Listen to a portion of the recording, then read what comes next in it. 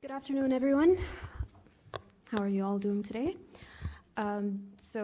Students, colleagues, good afternoon to you all, and welcome to the second event of the Mental Health Campaign, Breaking the Silence, Open Dialogues on Mental Health, which is led by the Community Engagement Office with the Department of Psychiatry. The aim of this campaign is not only to spread knowledge-based awareness on different mental health-related topics, but to also foster an open and safe platform for discussions and conversations about mental health. Throughout the academic year, we will be inviting our faculty and external guests to share their knowledge and expertise on a range of topics. Today, Dr. Hani's talk will be in light of Movember, Mental Health Awareness Month, and next week we will be hosting our third talk for the semester by Professor Charlotte Kamel, Head of Psychiatry Department, on the topic of women's emotional well-being. And we look forward to seeing you there. Now I will hand over to Ms. Amna Al-Muhandis, who will be introducing today's talk. Thank you. Thank you, Da, for the introduction. Dr. Hani is a consultant family physician and lecturer in family medicine, and he has over 15 years of clinical experience and 11 years of experience in higher education. He's a fellow of the Higher Education Academy in the UK. Hani has a professional and specialized research interest in positive psychology, mental well-being, and contemplative practice. And he's a strong advocate of cultivating and replicating compassion within oneself and others. Today, after Dr. Hani's talk, we will be showing a photo collage of some of our male students and staff who have kindly grown their mustache and beards in support of Movember. Let's welcome Dr. Hani to share his experience and philosophy.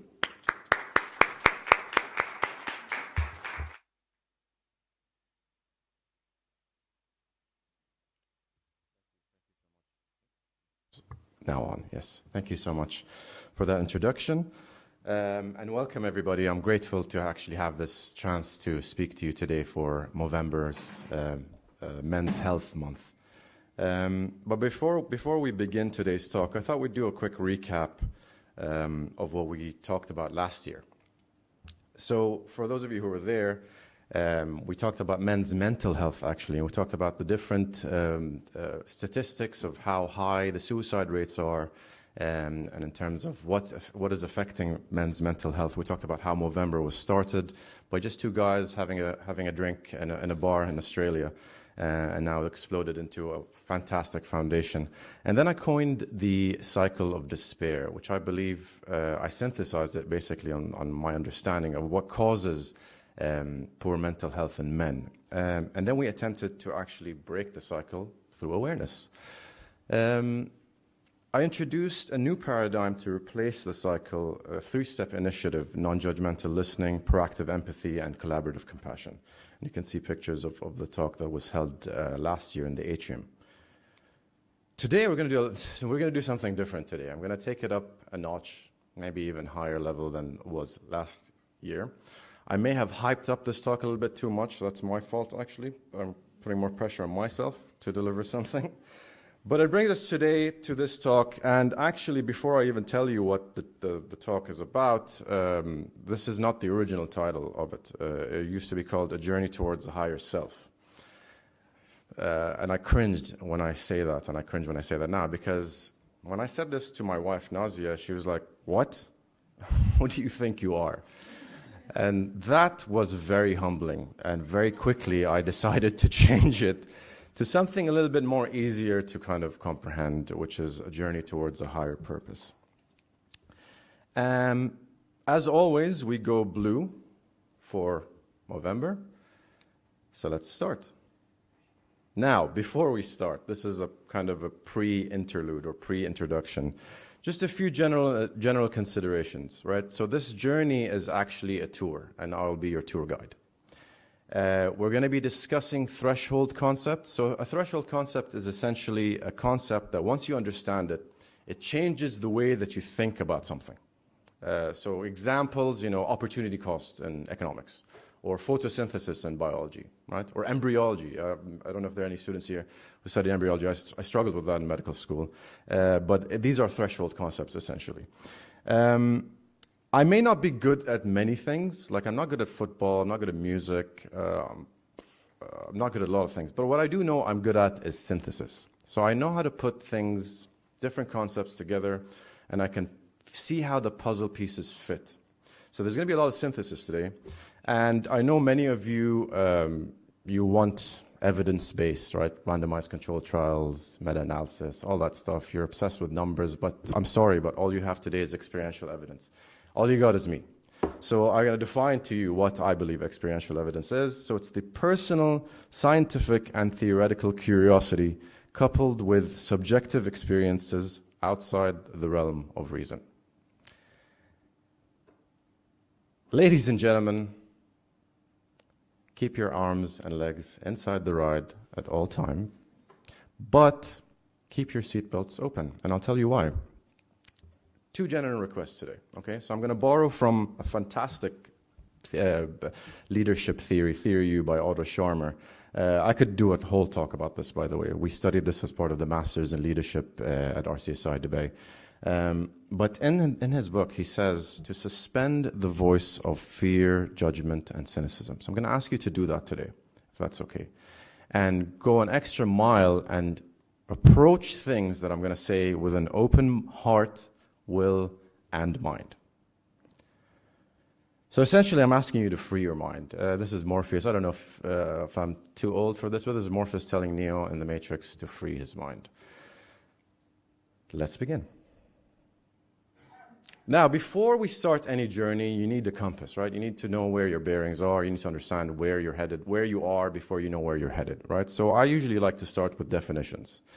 So I wonder, I've read this book recently, and I wonder what ego means to you guys here. So I'm going to give you a chance to maybe tell me what your thoughts of what ego means. This is a wonderful book by Ryan Holiday called Ego is the Enemy. Now, I don't think ego is the enemy, and I'll talk to you about it later, what I actually believe ego is, and who really is the enemy. But what does ego mean to you guys? Just wondering. Yes, Osama. Sense of self-importance, absolutely, yes. Anybody else? You can use Freudian or Jungian or whatever. Yes, Jules. It can be aggressive, importance, self-importance. Yeah, absolutely. Anybody else? Yes, Tracy. Cold negative connotations. I'll take one more person. Anyone else? Fazia. Pride, yes, I love that. Okay, you're all absolutely right, actually. Okay, so I'm going to borrow the definition from Ryan Holiday's book. And he says that the ego is an unhealthy belief in our own importance, arrogance, self-centered ambition. As I said, I don't think it's the enemy. We'll talk about who the enemy is later on. From another book I recently read as well, fantastic book, I'm still reading it. It's by David R. Hawkins. It's called Letting Go, Pathway to Surrender.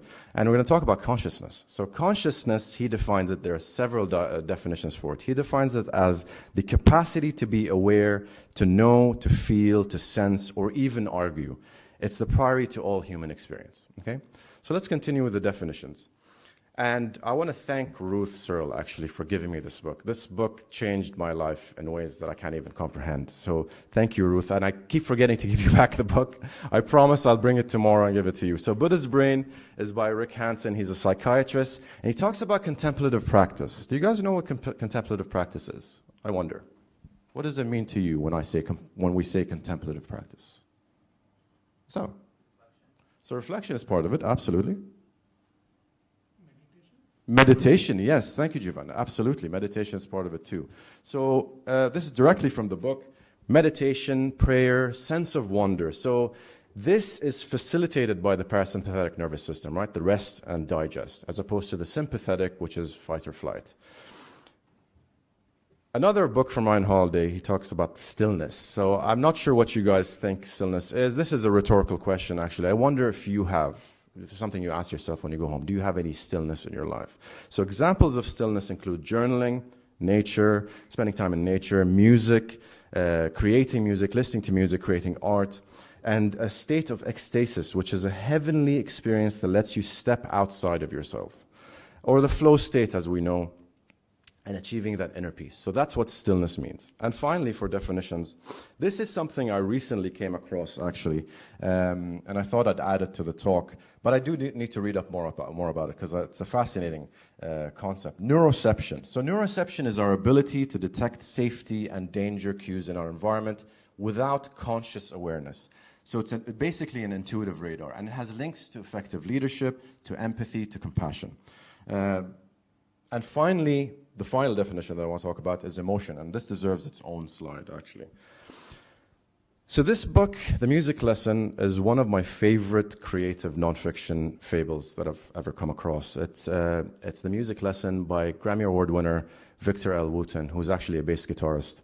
I think it's probably due another read. So in this book, he defines emotion as a powerful force, E meaning energy, and motion meaning activity. So essentially, emotion can be looked at as energy in motion, or active energy.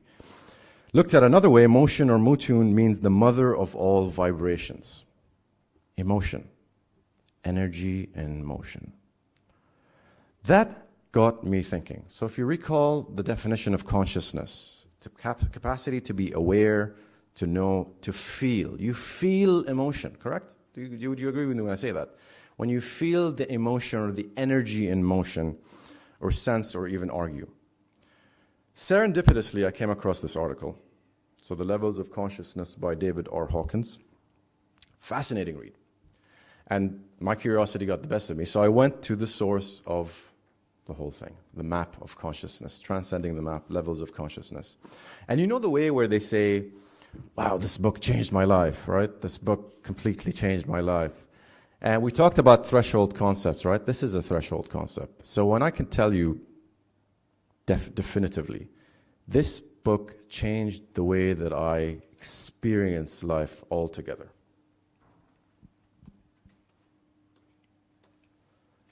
So a little bit about David R. Hawkins. So he's a psychiatrist. As Prof. Charlotte knows, I love psychiatrists. They're amazing people. He spent over 30 years working on consciousness research, right? And his PhD in the 90s actually birthed this map of consciousness. And I'm going to go through it really quickly, but I'm not going to spend too much time on it. This blew my mind. I don't know what it's going to do to you today, after today, but this blew my mind. It took me weeks to kind of understand it. So naturally, I went and got more of his books. So I got all the books that he has, and I spent weeks and months over the summer reading it. So just a little bit about the map. So you have different levels, right? So each level's got a name. Each level has a predominant energy in motion state. So remember, emotion is energy in motion. You've got a view of life, you've got a God view, and you've got a process. Don't worry about the number. That's kind of just a logarithmic number that's not really that relevant, just to give you an idea where you're at. So you've got the survival paradigm down here, you've got the reason, integrity, and then you've got the spiritual paradigm. So if we take, for example, anger, right? Anger is not a very pleasant energy in motion. Would most of you agree? You've been either at the receiving end of anger, or you felt angry and you've given it to somebody else. So you've moved that energy into motion towards someone who've received it. So anger, your predominant energy in motion is hate. That's not a very nice emotion. Your view of life is antagonistic, and you're aggressive. So when somebody, I can't remember who exactly, when you were talking about ego, we talked about pride as well, right? So scorn, demanding, inflation. So this got me thinking, is the survival paradigm where the ego is? So let's take a closer look. So let's talk a little bit about fear, right? So there's, just for reference from the map of consciousness, fear. So it's an energy log of 100. Predominant energy in motion state is anxiety, and view of life is frightening. Fear is actually a core negative emotion. Just to remember what the definition of ego is. So fear is a core negative emotion. So as humans, on a very core level, we all fear death, right? When we are faced with our own mortality, if some loved one dies, we get reminded that we have a very short time in this world. When you branch out from that, a painful death is the worst possible thing you can think of, right? And then you go to a loss of limb, or loss of sensation, or loss of the sensory perception. And then you go towards loss of a position, loss of a job, loss of money, loss of status. And you can branch out, and there's all sorts of nuances around that. Fear has a spectrum, right? So on one end, you have unease, the general unease you feel about something, languishing, and then you go all the way towards the other end of the spectrum, which is paranoia. Fear over a long period of time is chronic worry. So I'm sure many of you have experienced fear at some point in your life because it's part of our human condition. It's part of an evolutionary process to keep us safe, right? So when we feel fear, we're worried about our personhood, so we try to protect it from an external threat. Whether it's real, whether it's perceived, that's debatable. Fear is the ego's main weapon of choice, right? So when you're down in the survival paradigm, hating or being proud or angry or fearful, fear actually is a nuanced emotion or energy in motion. And it can branch out towards anger, it can branch out towards desire, etc. Now, the problem is it's an endless maze. That's why I have that image there. It's an endless maze when you're down in egoic emotional states, right? And the mind doesn't know any better. The mind is essentially a simulator. You have your 5 senses, or 6 if you think about neuroception earlier that I talked about, to try to navigate your world, to try to make sense of the things that you experience or the things that you interact. The thing is, it really depends on what you feed it, right? The programs you feed it, the stuff you consume, whether on social media, whether books, whether who you talk to. And the core problem is the feeling governs those thoughts. So I have many friends, many students, many family telling me I can't sleep at night, right? Because I'm worried about an exam or I'm worried about something. The problem is it's that fear that governs those ruminating thoughts, and it becomes an endless cycle, or as I said, an endless maze. I'm going to be a bit cheeky now. This isn't on the map of consciousness. So this is something that I kind of decided. Well, David R. Hawkins talks about greed. This is actually even more dangerous than fear, because fear is obvious. Greed is insidious. And I can do a whole talk about this, maybe next year or something. We'll talk about greed. Greed is the enemy, not ego. And we'll get into that a little bit more later. So let's step back out. Let's go back to the survival paradigm, right? I don't know about you, but this is not fun. If you look at the words, forget about the levels. Look at the energy in motion. There are some students in the audience today. How do we create energy? You remember the Krebs cycle, right? Yeah, Osama, you remember that? John, you remember that? Krebs cycle, ATP. How many ATPs do we produce? 38 ATP or something? Now, that amount of energy, if you're down here, that's the energy you are using from the food that you eat, to the thoughts that you create, to the words that you speak. And this is not fun. Now, remember when I talked about threshold concepts? When I finally understood this, it took me weeks, by the way, this was not an easy process. I then looked at things differently. So this is the SIBS model, the System Individual Burnout Spectrum model, which myself and Dr. Carey, my thesis supervisor and then my mentor and now my colleague, we created this. We had it published in the Frontiers of Psychology. And it looks at burnout. What causes people to burn out? You have moral injury, you have unresolved stress, compassion fatigue, and maladaptive coping. Kind of like the Swiss cheese model, right? You guys are familiar with that. Then I realized, oh my goodness, fear, anxiety correlates with moral injury. And then grief, regret, unresolved stress. You get where I'm going here now. Apathy, guilt, all the way to shame, humiliation. When you're burnt out, that depersonalization that you feel, the humiliation that you feel. I realized then, oh my goodness, I created a module that basically correlates with the survival paradigm, as I coined the pits of despair. It's not somewhere you want to be. So I decided, how about there must be a better way. Yes, sorry. There must be a better way. That's what I thought. You can't be living like this and operating like this from this realm of operation. So I decided to go back to the drawing board. And I realized I had a question, a burning question. How do I get up to love and joy? And if you look at love and joy, the emotional state there, serenity, isn't that what we all want in our lives? Peace, tranquility, serenity, reverence, love, joy.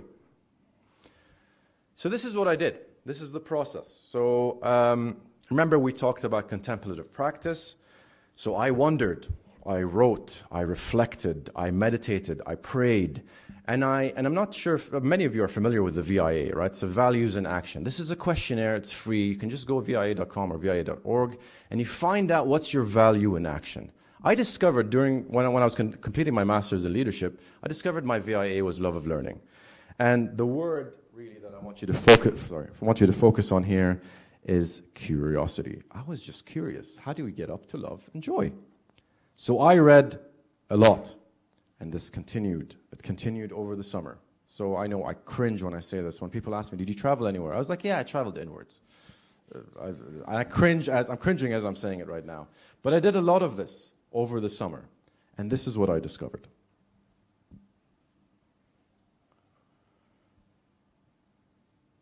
So remember when I said the original title was A Journey to a Higher Self? So I discovered, this is why, right? So I had a path to a higher self. So this is what I discovered. A culmination of contemplative practice, love of learning, reading. And by the way, this is by no means an exhaustive list, but on August 5th,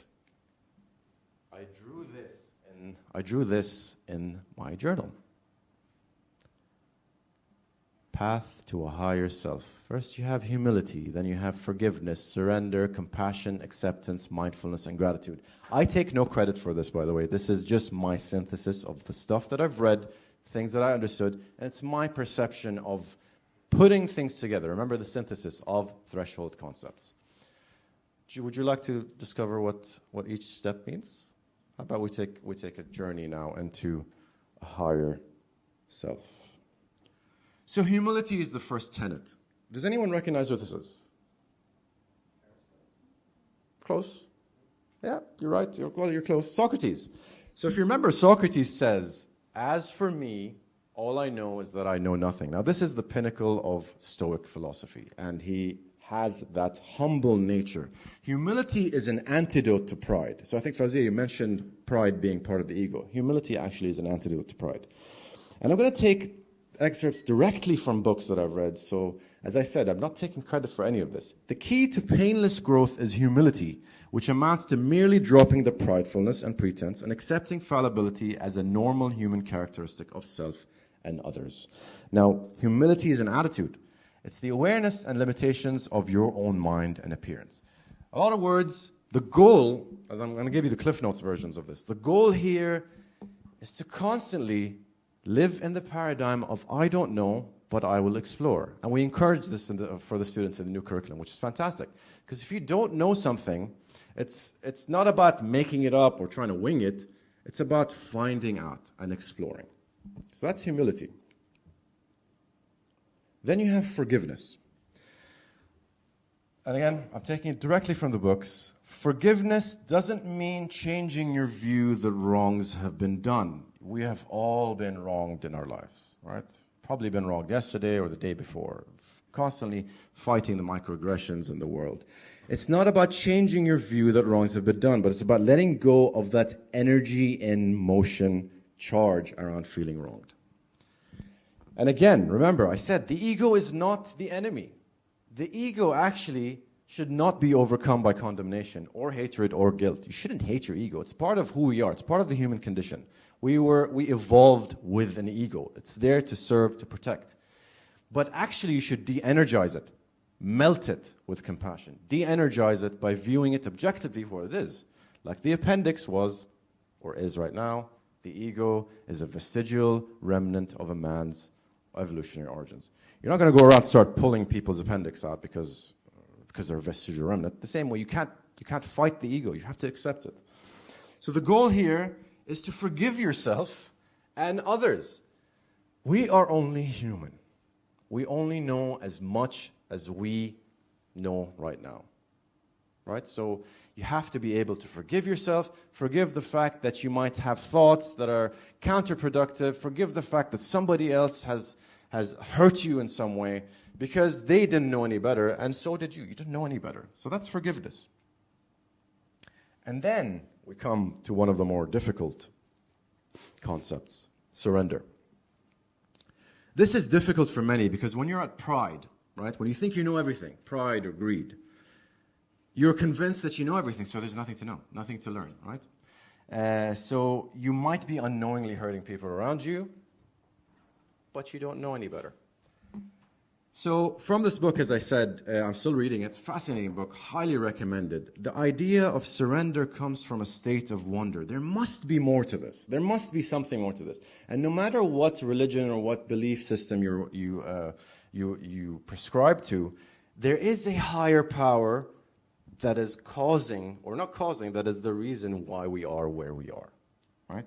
So in this book, I'm not sure if you're familiar with it. This is the Serenity Prayer. And you'll be surprised where it comes from, actually. God, give me the serenity to accept the things I cannot change, the courage to change the things I can, and the wisdom to know the difference. This is actually from Alcoholics Anonymous. That's a prayer they use to surrender to a higher power. Okay, and if we go back to the map of consciousness, Alcoholics Anonymous actually calibrate in the high 500s, so in love and joy, right? So as I said, it's a higher power, it's a source. It doesn't matter what name you put to it.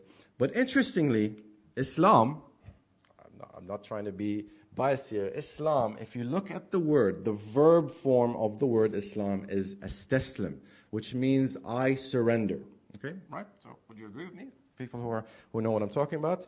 So the goal here is to surrender everything to, and you can use whatever higher power term that you would like. God is an easy one. Nature is another one. If you're Jewish, Adonai. If you're Christian, Christ. It doesn't matter. It really does not matter. When you're ready to do this, then, now we enter into the realm of higher mind. So I put an asterisk on compassion because I could talk all day about compassion. So I just wanted to say that. So if you want me to give another lecture, I don't mind. I could do that. But I'm going to take the definition from one of my trusted colleagues. So Michael West, I'm actually working with him as part of the Global Compassion Coalition Health Impact Cluster. And in it he defines compassion as the sensitivity to suffering in self and others with a commitment to try to alleviate and prevent it. So compassion is about a positive intention towards the well-being of others. And I'm going to describe different characteristics of compassion. Compassion is non-transactional. I don't expect anything from ML. I am just positively intending towards her well-being. It's nothing in return. This is not a business transaction. And in that sense, it makes it unconditional. There's no condition that I'm putting towards providing compassion towards ML. Here to help her. I'm not expecting anything in return. Compassion is formless. So compassion could be a thought. It could be a word. It could be a gesture. It could be a gift. It could be a song. It could be art. It could be anything at all. It could be the mother worrying about her son. It could be a sister having fun with her siblings. It is formless. It comes in any form, any shape. If you really have to look for it, that's the difference here. It's fleeting. It can disappear quite quickly. And it's infinite in that sense. It's everywhere. And it makes you whole. Now the goal here is to understand that love is the ultimate law of the universe. And this is from David R. Hawkins. And as I said, if you want to learn more, you can go to the Global Compassion Coalition. We're working around the concept of compassion and how to try to cultivate it in the world. Desperately needed, I think you would agree with me right now. Compassion, 100%. Next, in the higher mind tenet is acceptance. People struggle with this. People struggle with this a lot. The thing is, I don't know if you've seen this documentary, so this is Stutz. Phil Stutz, again, another psychiatrist, fantastic guy. I watched this documentary, it was great, and I went and got his books. He talks about the 3 unavoidable aspects of life, which are pain, uncertainty, and constant work. You cannot avoid it. That's life. This is how, whatever belief system you prescribe to, that's a fact of life. So you have a choice here. You have a choice of whether to just feel sorry for yourself or accept the fact that these are the aspects of life, and instead develop the resilience, grow through the adversity that you are put through, and develop a growth and optimistic mindset. So instead of saying things like, why is this happening to me? What can I learn from this? In every single interaction. and this is from another book, actually, Daily Stoic. So I read this every day. It's fantastic. 365 pages of everyday kind of stoicism and philosophy. I struggle with the pronunciation. Viva rest militare. To live is to fight. You're constantly fighting battles, whether microscopically with viruses or bacteria or macroscopically outside with family, friends, work, whoever it is. And the goal here is to develop a love of fate. So, amor fati, again, this is another Stoic kind of philosophy.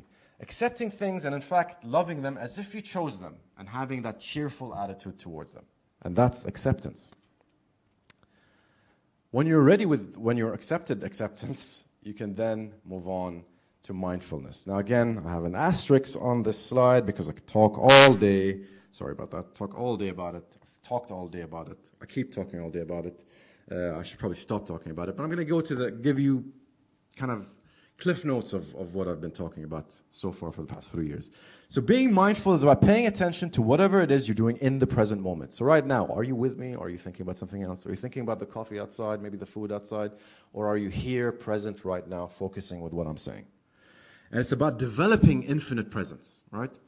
That flow state we talk about. And you've been in flow state, 100%. I'm sure, George, when you play music, you achieve flow state, right? Osama, when you're operating on brains next door, you're achieving flow state.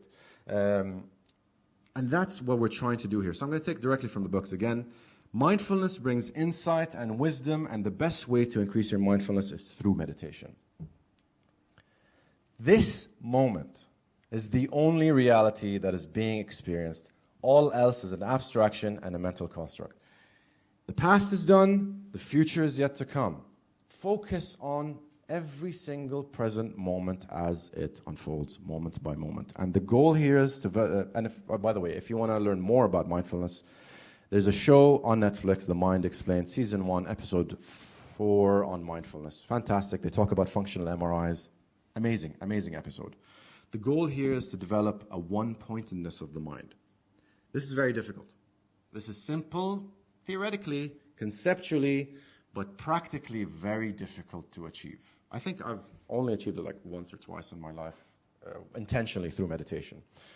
But you'd be surprised to know that you actually achieve it very regularly throughout your life. So if you're swimming, you're achieving no mind.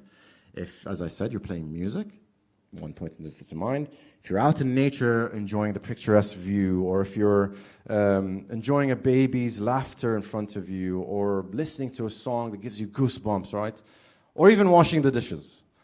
I was hoping for some laughter there, but anyways, you probably didn't show up. You probably didn't show up to the mindfulness talk. John knows what I'm talking about. Thank you, John. Washing the dishes. So I love doing that. That's a story for another day. We'll keep it for another day. This is difficult to achieve, but with practice you can train your mind. And then finally we come to gratitude. Now, I didn't want to use any fancy journal definitions or anything like that. I just went to Google, rudimentary definitions, Oxford Languages, and Cambridge Dictionary. The quality of being thankful, readiness to show appreciation for and to return kindness, a strong feeling, remember now, feeling, energy and emotion of appreciation to someone or something for what that person has done to help you. This is an antidote to greed. Remember, greed being the insidious weapon of the ego. Now, in Phil Stutz and Barry Michael's book, The Tools, if you're wondering how do you actually practically practice gratitude, he talks about the grateful flow. Highly recommend you pick up this book, and he walks you through it. But essentially, the grateful flow is about celebrating truth, beauty, and goodness. It's being grateful for what you have, and not trying to be somewhere else, trying to achieve something that you don't have right now. And this sustains higher mind. So the goal here is, and I'm going to practice it right now, I am grateful to be here with you all talking about gratitude. So being grateful in every single interaction and experience. As I said, these stuff that I'm talking about today is not new. You know this already. We forget. That's the problem with the human condition. We forget very quickly, and we can't put it in practice when we're being assaulted verbally, right? You're feeling angry from the energy that you're getting, or you're feeling angry and you're giving it out to somebody else. But remember to be grateful. Now, I'm not going to leave you here without arming you with essentials in this journey towards a higher self or towards a higher purpose, right? So you need armor. You need something to protect yourself. So you have your values. So your values are your armor, right? Can anyone recognize what values this is from? Yes, well done. Respect, collaboration, scholarship, innovation. Fantastic values. You can have your own values, but specifically for the journey to a higher self, I'm going to give you the values that are important, really, in addition to what RCSI talk about. Now, respect is a gateway value. You need respect, otherwise there's no chance for gratitude, there's no chance for compassion. The same way with trust. You have to trust yourself and trust others. There has to be a bit of vulnerability there expressed between you to be able to establish that trust. The same way you do it with patients, the same way that you want to establish that doctor-patient relationship. Integrity, right? The morals, the principles, the certificates, the degrees, the learning. Doing the right thing when no one's watching. And again, remember when I said compassion is formless? Compassion is also a value. It's not just a tenet. And we've already talked about compassion. Honesty, being honest with yourself and with others. And finally, leadership. And I'm going to say something about leadership, and I'm going to move on really quickly. Leadership is not about position. It's not about status. Leadership is about selfless service towards bringing out the best of people around you. That's it. That is what leadership is. And you know who good leaders are. You've seen them. You are aware of them. So I'm not going to talk too much about leadership. But essentially, let our values endure. Values help keep you grounded. So if we're looking at the map of consciousness, it helps you from slipping down towards pride and anger and hate and all that nonsense that we don't want to deal with, and helps you stay grounded.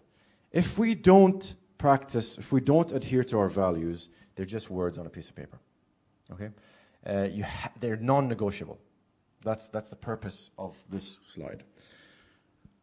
You're probably wondering, okay, now I know I've armed myself, I know where I'm heading, but it's dark, right? So you need a beacon, you need a light, you need a light source, and this is what a purpose gives you. Remember now, the title of this talk comes into play, A Journey Towards a Higher Purpose. This is where it gets interesting, guys. So we've been asking the wrong question. You're probably asking the wrong question too. Where is Dr. Hani going with this? Where am I heading with this? That is the wrong question to ask. The right question is why. It's not how, what, where. It's why. Why do I feel the way that I do? Why do I think the way that I do? Why do I act the way that I do? Something I omitted from that previous slide is at the bottom of that drawing that I did, that you can barely read the handwriting of. I don't know if you can read my handwriting. It's terrible. My mind works faster than my hands, unfortunately. What is my why is the only relevant question to ask, right? So what is your purpose? Now, values keep you grounded, as I said, but purpose helps you soar. And I don't know if anyone can read Japanese or is familiar with these characters. No? Anybody? Okay, so this is Ikigai. Anyone come across Ikigai before? Yes? Oh, perfect. Okay, so we're going to talk a little bit about what Ikigai is. So Ikigai is the happiness of always being busy. The different characters talk about different things. So life, to be worthwhile, to be the first, beautiful, elegant. And it gives you a sense of purpose and an important role in health and longevity. If you want to learn more about it, you can read that book. Or you can just go to Netflix. The first episode of Live to 100, funny enough, it's called The Journey Begins. And he talks about Ikigai. So we'll do a quick exercise so I can give you basically, again, I love giving cliff notes. I give cliff notes to Nazia all the time. I do all the reading. She gets the easy part, as usual. That's fine. You know, happy wife, happy life, right? That's what we adhere to. So what you love, what you're good at, what you can be paid for, what the world needs. Okay? You're with me so far? So when what you love and what you're good at intersect, you get passion. Everyone knows what passion is. When what you can be paid for and what you're good at intersect, you get profession. What the world needs and what you can be paid for is, by the way, this took me ages to do. The animations, oh my goodness, it's working. Finally, I'm happy. Vocation. And then finally, what you love and what the world needs is mission. And when all of this intersects, you get your Ikigai. Now, Ikigai, another term for it is the massive transformative purpose. So you know the Ikigai of some corporations, right? So Google, to organize the world's information. Amazing ikigai. Or TED. I think I've written it here. I can't remember what it said. Sorry. I'm only human at the end of the day. RCSI, to lead the world to a better health, right? That's the ikigai of RCSI. So corporations can develop it, but you can develop it on an individual level. Okay, that's the purpose that I'm trying to say here. So just as an example there, that's my ikigai. I'm not going to talk too much about it. So we're going to pivot a little bit, because a lot of the stuff that we talked about is quite heavy. I think I put a few of you to sleep. So I want you to answer this question. Take out your phones, first of all. If you have your phones, take out your phones. Cats or dogs? And I want you to... Oh, never mind. We didn't... Never mind. This is Slido. This is my mistake. I didn't open the presentation with Slido. But let's do hands, right? Cats? Dogs? Oh. Both? Neither?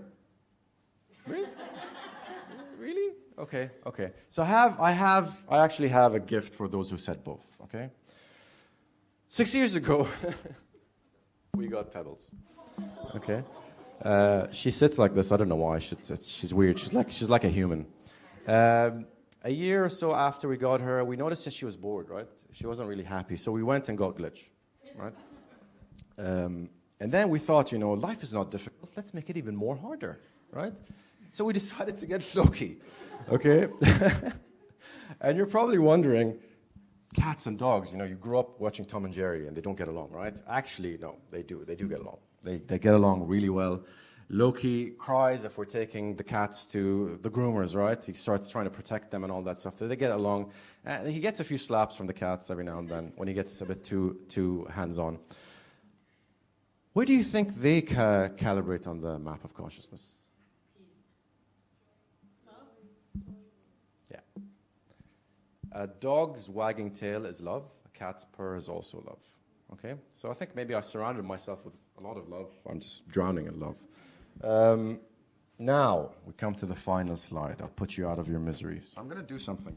I'm going to do something that I haven't done before. Sorry, I dropped this. This is a metacognitive practice, right? I'm going to read something from my journal. Oh my God, just bear with me. I actually wrote this intentionally a month ago. So this is a metacognitive reflective practice, right? So on October 30th, I said, the journey to a higher purpose is a method for deep self-inquiry. Why do we do the things that we do? What is the source and intention behind our thoughts, habits, actions, behavior, and character? This is scary to some because they will have to face some ugly truths, maybe about themselves or about others around them. But the purpose is to be a better version of yourself, your higher self, where the key message is that we thrive together instead of succeeding alone. Just imagine if you have communities nationally, regionally, and worldwide, where compassion is their core value and action. The step to innovation starts with you, one individual at a time. And the map is answering the question, what is my why?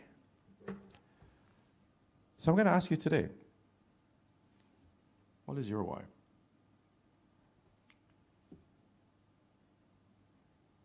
And ladies and gentlemen, we've come to the end of the tour. I hope you enjoyed the view. Thank you so much for being present today. I really appreciate it. Thank you.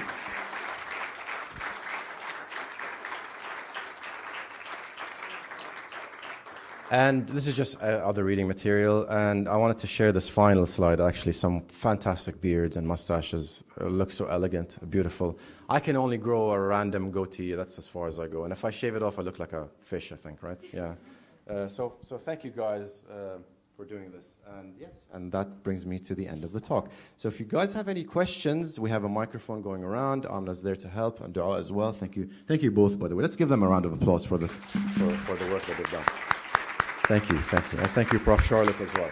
Thank you. Jivan, yes. So how we are going to consciously practice this? So kind of a journaling is a good practice to have because you don't remember to pay gratitude to someone. I think it's better to document it every day so that 100%. it will register in your mind or something like Yeah. that. I mean, See, the mind is a great, it's not really an organ, I guess it's the brain is part of the mind, it's part of the brain. The problem is our memory is crap, right? We can't remember things that we've done yesterday or a week before. So when you document it, as you said, in a journal, and then you go back to it and read it, and you're like, oh, okay. You learn something about yourself, right? And that's why I never journaled, by the way. Before the summer, I thought it was silly. The same way 3 years ago I thought mindfulness was silly. What am I doing? Breathing? Like I do that already. Like why should I breathe? But when you actually put that into practice intentionally, it has changed my life. As I mentioned initially, there was a book, Stillness is the Key. I read that book. He talked about journaling. You know, people like Winston Churchill or whoever used to journal. And I'm like, oh, maybe I should start journaling too. And I did, and it's changed my life. reading the goal cards daily. Exactly. Reminding yourself your why. Like I've written my why several times, obnoxiously in my journal. And by the way, this is journal number 2. There's one before that. And if you guys recall or remember, not that I'm insinuating anything here, but Marcus Aurelius' Meditations is actually his journal. They somehow took his journals and made it into a book. Please don't do that with mine. I've said some weird things in it. I'll probably burn it before I die. So I hope I answered your question there. Yeah. Any other questions? Ask me anything, literally. Lucia.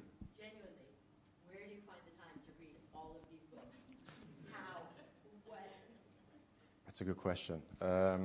In the summer, I guess, I got more time. Like, I'm on my 17th book in 3 months. So, and I bought some more. I always force Nazia to order stuff from Amazon. Sorry, thank you, actually. I'm grateful, gratitude. You just have to make an intentional decision. That's it. I am going to read now for 1 hour.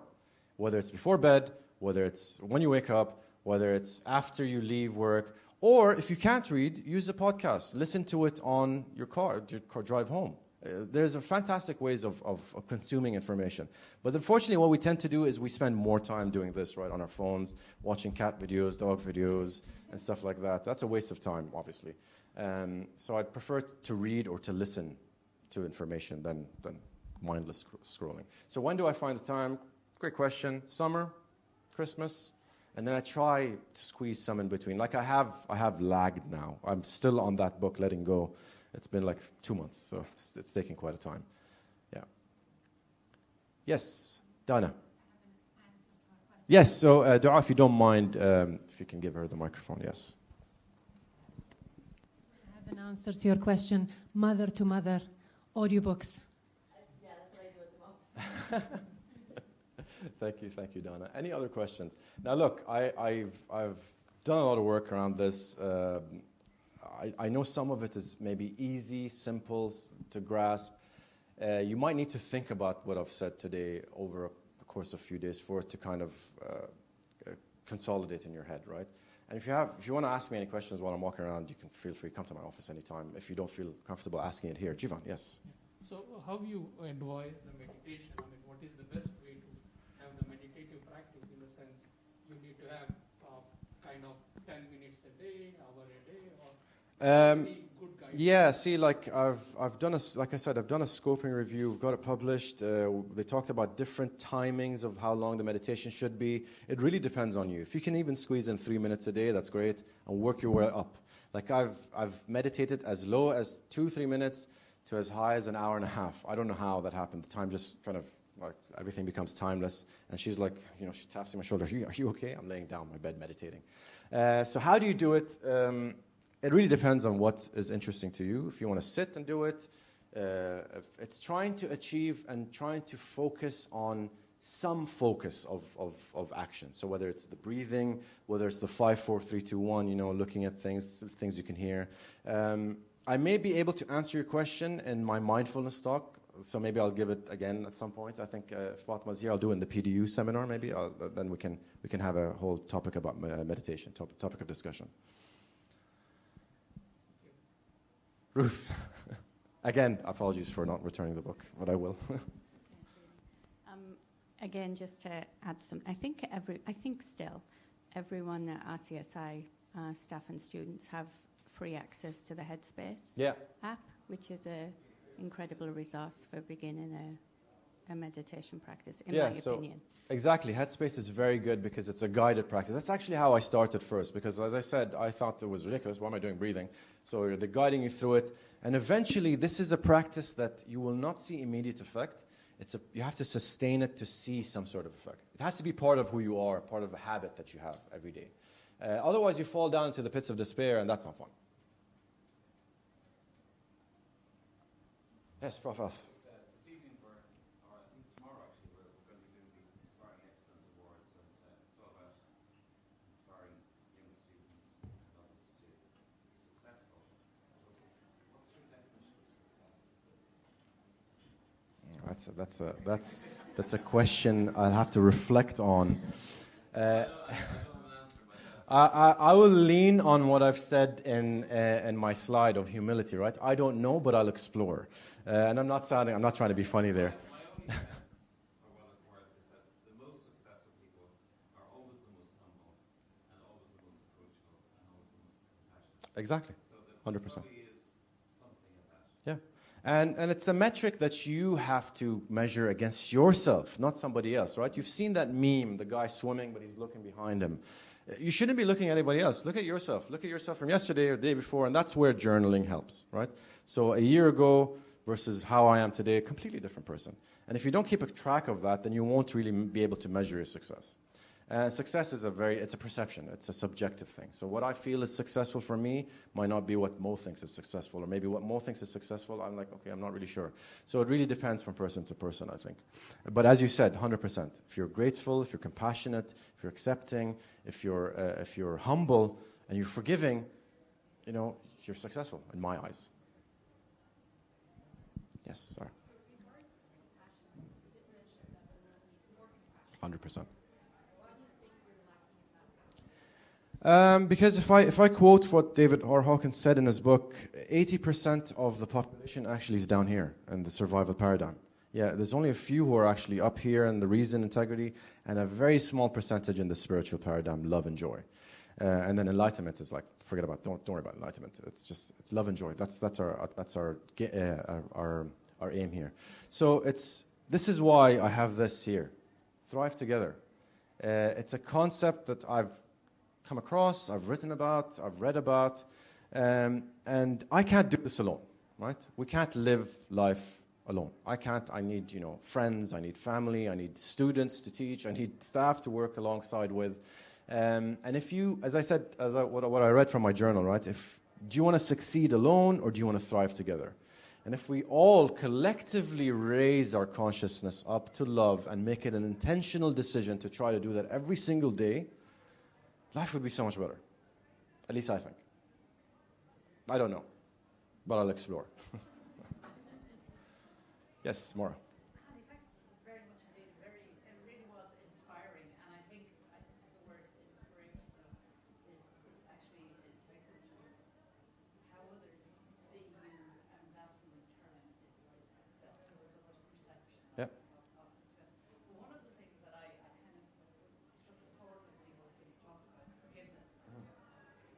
And so I think people find that the word forgiveness very difficult at times because they think it's about forgetting about it and Yeah. letting people away with things or whatever. Whereas I think it's very much, as you said today, and I can't remember what words you used, but it's about looking at it from a different perspective. Yeah.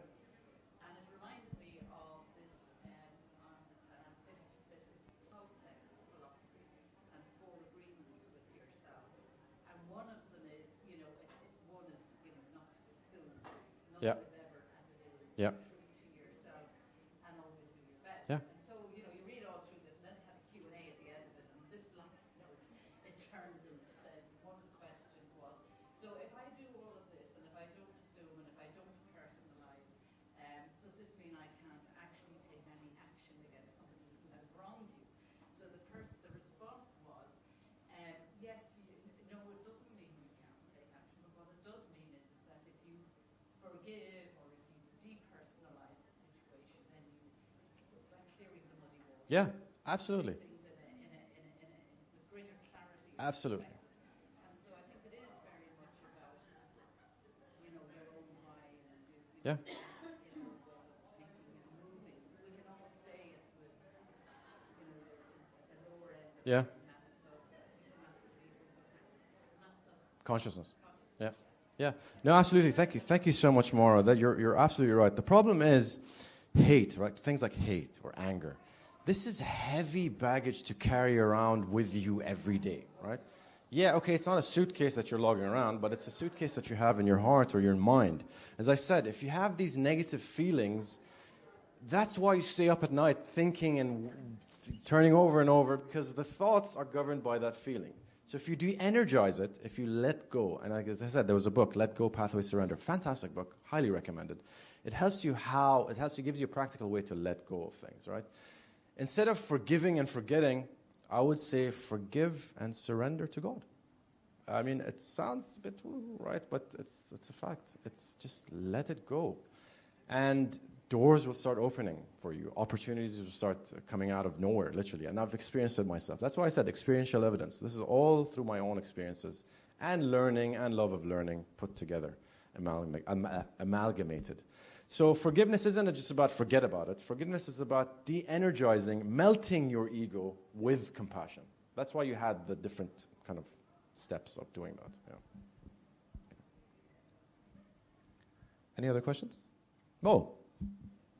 So, obviously, you given the presentation, Yeah. the room is filled with academic adults, how do you, I guess, not oversimplify it, but try to teach this? Yeah. How do you try and teach this to the younger generation, basically kids? Yeah. Obviously, you're not going to sit with a child and say, be mindful and be gratitude and all that. You kind of have to change the language to kind of make them understand what we're trying to understand. I'm talking 4, 5, 6-year-olds. What would be the best way you feel to kind of do that? I'll have to think about this question a little bit more before maybe talking to you privately about it. But what I would say is that this paradigm of thought or operation is when you develop an ego, right? And an ego develops when you're quite young. I think, I can't remember, but remind me, maybe the psychiatrist can remind me, but you're quite young when you develop an ego. But you haven't experienced life enough. Life hasn't punched you in the gut enough for you then to have a mature understanding of what it is. It might be a bit too early for 5, 6-year-olds to understand this, but I'd focus then only on the slide of compassion. That's it. Love. Love is the ultimate law of the universe. When you see your child, you love your child. You do everything you can to protect them, to see them prosper, to grow. So if you apply that to them and make them understand that this is love, this is compassion, whether it's a gesture, whether someone has fallen, you put your hands up to help them up, that's compassion. If you teach them that, that would be enough. And then they can learn the other stuff once life has punched them in the face a few times, which has punched me, and I'm sure many of you here as well. I hope that answered your question. Somewhat, yeah. We can have a discussion offline, yeah. Amel, yes. Thank you very much, Dr. Hani. Actually, I would like to thank you for this informative and very inspiring talk. You beautifully synthesized the literature from different books, and it is an eye-opening for all of us to rethink our practices and how we are doing different things in life. And maybe a bit of answer to Mohammed for this, because as a mom, and while you're talking, Dr. Hani, I was reflecting on journals or diaries my kids used to write. I remember once I got to see the diaries that both my kids were writing. I was so interested to read and see how they think and how they thought at certain situations. Trust me, they had that appreciation, that forgiveness, all the concepts you were talking about. And they are at that young age, like 6, 7 years old, and you feel like, how do this generation think? Maybe we think, oh, no, they can't. Trust me, they can. Yeah. They do write a lot of interesting things, what makes them feel bad, and how did they act, and how they try to resolve their certain things. And, it's really impressive how a child's mind can think and resolve things, their own simple skills. Absolutely, 100% agree with every word that you said. Children are innocent. We program them to hate this people or to hate this or not like ketchup or hate mayonnaise, whatever. This is stuff that they learn because they're sponges. They see us. They see how we retract or recoil when we see a certain group of people or a certain concept or advertise, whatever it is. And then they learn it. They learn it like sponges. So if you want to be the change, and I'm quoting Gandhi here, but if you want to be if you want to be the change in the world, change yourself. I paraphrase it. I apologize for people who follow Gandhi or respect him. But if you want to be the change in the world, you have to change yourself. You want to change yourself, you change the world. It's as simple as that. Systems change when individuals change. If the system is broken, change on an individual level. Work on yourself. Work on achieving your higher self. And everything around you will fit into place. And you've said it beautifully, Dr. Amal. Children are innocent beings. And if we can nurture that innocence as long as we can through compassion and forgiveness and all these things that are wonderful things that I talk about, difficult things to put into action, 100%. But it takes practice. I struggle with this, by the way. I do this journey every day, almost every day, while I'm meditating, while I'm sitting down, reminding myself, be grateful. Even when people are punching you in the face or stabbing you in the back or saying words to hurt you, you still have to remember that that's a small snapshot of your life. The rest of the people, your wife, your brother, your sister, your daughter, whoever, they love you too. Okay, fine, maybe this is not working out. Eventually it will work out if you persist. If instead, as I said, accepting, instead of saying, why did this happen to me? It's what can I learn from this? And if you constantly do this in every single interaction, believe me, your life will change. Believe me. My life is changing. I'm not saying it's 100% changed, but it's changing. I'm a work in progress, I could say. Yeah. Thank you, Jivan. One last question, if there's any questions from the students. You've been quiet. I wonder if you guys have a burning question. You can ask me later as well, John, Osama, George, any of you guys. No pressure. But again, thank you guys so much for being here. Thank you for your attention. And thank you for the wonderful questions. Thank you.